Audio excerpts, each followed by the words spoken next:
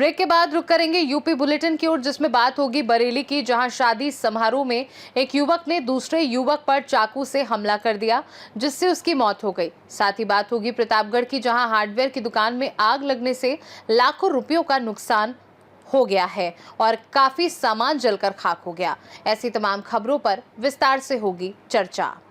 खबर बरेली से है, जहां बहेड़ी में बाईपास रोड स्थित एक बैंक्वेट हॉल में एक शादी समारोह के दौरान किसी बात को लेकर दो युवकों के बीच पहले कहासुनी हुई और फिर इसी दौरान एक युवक ने अपने दो भाइयों के साथ मिलकर दूसरे युवक शानू उर्फ शोएब के ऊपर चाकू से हमला कर दिया, जिससे युवक बुरी तरह घायल हो गया।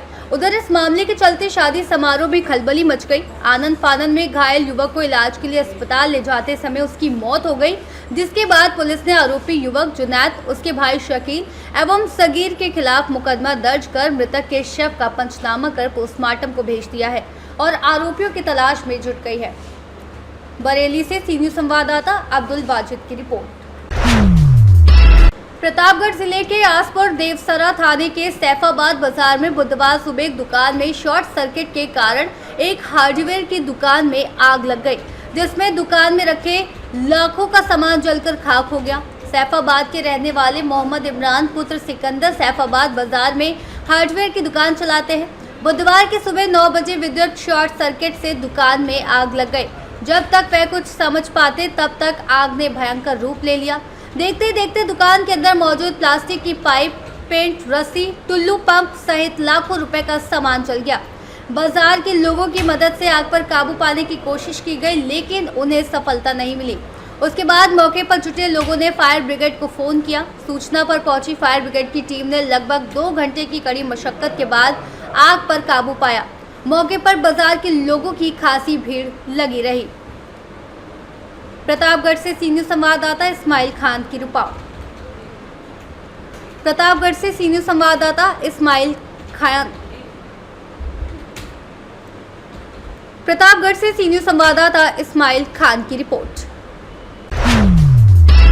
उत्तर प्रदेश चिकित्सा विभाग में 6 अलग अलग जिलों में एक ही नाम, पिता का नाम और पता इस्तेमाल कर सरकारी नौकरी कर रहा अर्पित सिंह का रहस्य गहराने लगा है। नाम, पिता का नाम और पता एक ही होने के बावजूद अलग अलग आधार नंबरों से बलरामपुर, फर्रुखाबाद, रामपुर, बांदा, अमरोहा और शामली में सरकारी नौकरी का आनंद लेता रहा। पुलिस ने केस दर्ज कर धोखाधड़ी, कूट रचना जैसे आरोपों की आपराधिक जांच शुरू कर दी है। इस बीच बलरामपुर, फर्रुखाबाद, बांदा, अमरोहा, शामली के अतिरिक्त रामपुर में तैनात अर्पित सिंह का 6ठा संस्करण लापता हो गया है। 2016 में रामपुर की बिलासपुर तहसील के पीएचसी में एक्सरे टेक्नीशियन के पद पर ज्वाइन करने वाले अर्पित सिंह ने 6 वर्ष तक बिलासपुर में ड्यूटी की। फिर 2023 में रामपुर के टीबी विभाग में नौकरी का आनंद लेता रहा। हालांकि चिकित्सा विभाग में लगातार नौकरी करने और वेतन वसूल करने के बीच मामले का भांडाफोड़ हुआ। रामपुर वाला अर्पित सिंह ऐसे गायब हो गया जैसे गधे के सिर से सींग। 1 सितंबर से ही कथित अर्पित सिंह रामपुर में बिना कुछ कहे सुने या छुट्टी लिए गायब हो गया। ये अर्पित नाम का जो आदमी यहाँ पे था, एक्सरे टेक्नीशियन के पद पे था, बिलासपुर में पहले पोस्टेड था 2016 से, और उसके बाद ये 2023 में डीटीसी में आया और तब से ये यहाँ पे लगातार काम कर रहा है। इस संबंध में हमें 6 सितंबर को इस प्रकरण की जानकारी हुई और इस संबंध में जो शासन से सूचना हमसे मांगी गई है वो उन्हें प्रोवाइड करा दी गई है। जांच चल रही है, इसमें शासन स्तर से एफआईआर दर्ज हो चुकी है। अभी यहाँ पर जो अर्पित पोस्टेड था वो 1 तारीख से गायब है, अभी तक यहाँ नहीं आ रहा है, फरार चल रहा है। और इस संबंध में जो भी आगे जांच होगी, पुलिस कार्रवाई होगी या और किसी भी तरह की कार्रवाई होगी, शासन स्तर से हमारा पूरा सहयोग रहेगा और हम स्वयं भी इस मामले में और गहरी जांच कर रहे हैं कि उसने अब तक किस किस तरह के क्या क्या कार्य किए हैं, कितना काम। इसकी पहली पोस्टिंग कहाँ थी? बिलासपुर पीएचसी पे थी इसकी। उसके बाद 2023 में रामपुर आया। हाँ, उसके बाद 2023 में ये डीटीसी रामपुर में आए, जो जिला शहरों केंद्र होता है उसमें काम, एक्सरे टेक्नीशियन। आपकी तरफ से कोई जांच टीम बनाई गई है? अभी ऐसे आदेश हमारे पास कोई शासन से नहीं आए हैं और अगर ऐसा कुछ हमसे अपेक्षा की जाएगी सरकार के द्वारा तो हम उसमें। रामपुर से सी न्यूज़ संवाददाता साजिद खान की रिपोर्ट। सुल्तानपुर में पुलिस चौकी सूरापुर क्षेत्र के मुंडीला रोड पर स्थित बैंक ऑफ बड़ौदा की फ्रेंचाइजी पर एक अजीब घटना सामने आई। सोशल मीडिया पर तेजी से वायरल हो रहे वीडियो में एक बुजुर्ग महिला द्वारा 500 की नकली नोटों में कुल 12,000 जमा करते देखा गया। फ्रेंचाइजी संचालक और आसपास मौजूद लोगों ने जब महिला से नोटों के बारे में जानकारी ली तो उसने बताया कि उसने अपना बकरा बेचा था, जिसे 2 मोटरसाइकिल सवार लोगों ने खरीदा था। बकरा खरीदने वाले ने ये पैसा उससे दिया था। महिला ने स्वयं को तवक्कलपुर नगरा की निवासी बताया। इस मामले में मीडिया द्वारा जब सूरापुर चौकी इंचार्ज संतोष कुमार सिंह से संपर्क किया गया तो उन्होंने मौके पर जाकर जानकारी ली। उन्होंने बताया कि नोट नकली नोट है। साथ ही उन्होंने स्पष्ट किया कि कोई तहरीर या शिकायत प्राप्त नहीं हुई है। अरे ऐसे पकड़ा बटोरा दे बनाओ इधर ये लगे इधर ये फ्रेंचाइजी जो नहीं आवे फ्रेंचाइजी काम अपना जमा कर रहे हैं, जमा करे आए रहे लफाई आ रही है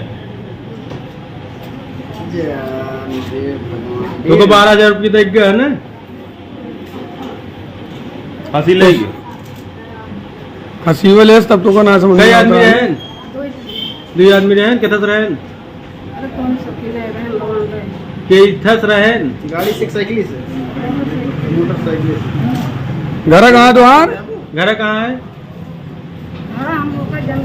तुहार घर कहाँ है हम कलपुर नगर कहाँ तौकलपुर नगर है? पाल बस्ती। अच्छा आपका नाम का हो चाची, आपका नाम का है? सुल्तानपुर से सीनियर संवाददाता दिनेश सिंह अग्निवंशी की रिपोर्ट। उन्नाव में गंगा का जलस्तर लगातार बढ़ने से बाढ़ की स्थिति गंभीर बनी हुई है। इस बीच गुरुवार को लखनऊ मंडल के आयुक्त रोशन जैकब ने उन्नाव का दौरा कर बाढ़ प्रभावित इलाकों का जायजा लिया। आयुक्त का ये दौरा विशेष रूप से शुक्लागंज नगर क्षेत्र और उसके आसपास के इलाकों पर केंद्रित रहा, जहां गंगा का पानी रिहायशी इलाकों में घुसने से आमजन का जीवन अस्त व्यस्त हो गया। आयुक्त रोशन जैकब जिला अधिकारी गौरांग राठी के साथ बोट से शुक्लागंज के कई बाढ़ प्रभावित क्षेत्रों का निरीक्षण करने निकली। नाव से दौरे के दौरान आयुक्त ने स्थानीय लोगों से बातचीत कर उनकी समस्याएं भी जानी और अफसरों को निर्देश दिए कि बाढ़ पीड़ितों को हर संभव राहत पहुंचाने में कोई कोताही न बरती जाए। निरीक्षण के समय उनके साथ जिला अधिकारी गौरांग राठी, पुलिस अधीक्षक और कई विभागों के अधिकारी मौजूद रहे। आयुक्त रोशन जैकब ने विशेष रूप से इस बात पर जोर दिया कि शुक्लागंज और आसपास के क्षेत्रों में राहत शिविरों की व्यवस्था बेहतर की जाए। उन्होंने अधिकारियों से कहा कि बाढ़ पीड़ितों को सुरक्षित स्थानों पर पहुंचाने में तेजी लाई जाए और उनके रहने, भोजन तथा स्वास्थ्य सेवाओं का विशेष ध्यान रखा जाए। आयुक्त के इस दौरे से बाढ़ प्रभावित क्षेत्रों में रह रहे लोगों की उम्मीद जगी है कि प्रशासन उनकी समस्याओं को और गंभीरता से सुनेगा। मौके पर मौजूद कई लोगों ने अधिकारियों के सामने अपनी परेशानियां रखी। उन्नाव से सीनियर संवाददाता अजय कुमार की रिपोर्ट। यूपी बुलेटिन में बस इतना ही। देश दुनिया की बाकी खबरों को जानने के लिए आप देखते रहिए सी न्यूज़ भारत।